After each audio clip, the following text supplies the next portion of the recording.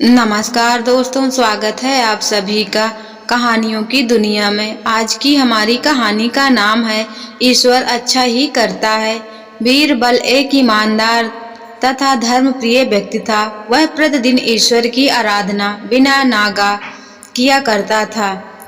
इससे उसे नैतिक व मानसिक बल प्राप्त होता था। वह अक्सर कहा करता था कि ईश्वर जो कुछ भी करता है मनुष्य के भले के लिए ही करता है। कभी कभी हमें ऐसा लगता है कि ईश्वर हम पर कृपा दृष्टि नहीं रखता, लेकिन ऐसा होता नहीं।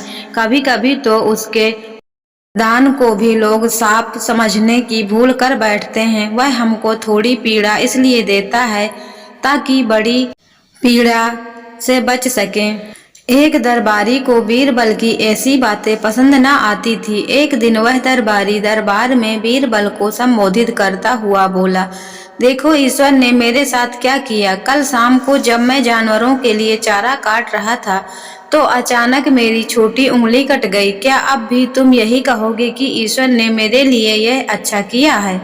कुछ देर चुप रहने के बाद बोला बीरबल, मेरा अब भी यही विश्वास है, क्योंकि ईश्वर जो कुछ भी करता है मनुष्य के भले के लिए ही करता है। सुनकर वह दरबारी नाराज हो गया कि मेरी तो उंगली कट गई और बीरबल को इसमें भी अच्छाई नजर आ रही है। मेरी पीड़ा तो उसे जैसे कुछ भी नहीं। अन्य दरबारियों ने भी उसके सुर में सुर मिलाया। तभी बीच में हस्तक्षेप करते हुए बादशाह अकबर बोले, बीरबल हम भी अल्लाह पर भरोसा रखते हैं, लेकिन यह तुम्हारी बात से सहमत नहीं है। इस दरबारी के मामले में ऐसी कोई बात नहीं दिखाई देती जिसके लिए उसकी तारीफ की जाए। बीरबल मुस्कुराता हुआ बोला, ठीक है जहां पनाह, समय ही बताएगा। अब 3 महीने बीत चुके थे। वह दरबारी जिसकी उंगली कट गई थी घने जंगल में शिकार खेलने निकला हुआ था। एक हिरण का पीछा करते हुए भटक कर आदिवासियों के हाथों में जा पड़ा। वे आदिवासी अपने देवता को प्रसन्न करने के लिए मानव बलि में विश्वास रखते थे।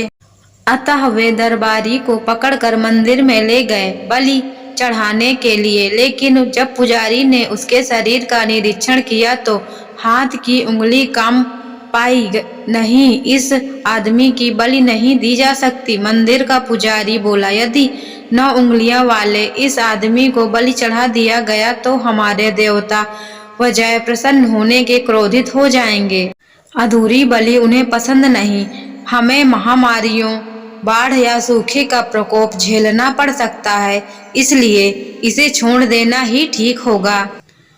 और उस दरबारी को मुक्त कर दिया। अगले दिन वह दरबारी दरबार में बीरबल के पास आकर रोने लगा। तभी बादशाह भी दरबार में आ पहुंचे और उस दरबारी को बीरबल के सामने रोता देखकर हैरान रह गए। तुम्हें क्या हुआ, रो क्यों रहे हो? अकबर ने सवाल किया। जवाब में उस दरबारी ने अपनी आप बीते विस्तार से कह सुनाई। वह बोला, अब मुझे विश्वास हो गया है कि ईश्वर जो कुछ भी करता है मनुष्य के भले के लिए ही करता है। यदि मेरी उंगली ना कटी होती तो निश्चित ही आदिवासियां मेरी बलि चढ़ा देते। इसलिए मैं रो रहा हूँ, लेकिन ये आंसू खुशी के हैं। मैं खुश हूँ क्योंकि मैं जिंदा हूँ। बीरबल के ईश्वर पर विश्वास को संदेह दृष्टि से देखने मेरी भूल थी। अकबर ने मंद मंद मुस्कुराते हुए दरबारियों की ओर देखा जो सिर झुकाए चुपचाप खड़े थे।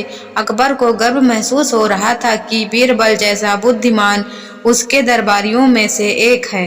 दोस्तों, आज की कहानी आपको कैसी लगी कमेंट करके जरूर बताएं। और अगर आप हमारे चैनल पर नए हो तो ऐसी ही कहानियां सुनने के लिए आप हमारे चैनल को सब्सक्राइब जरूर करें। हमारी कहानी सुनने के लिए आप सभी का धन्यवाद दोस्तों।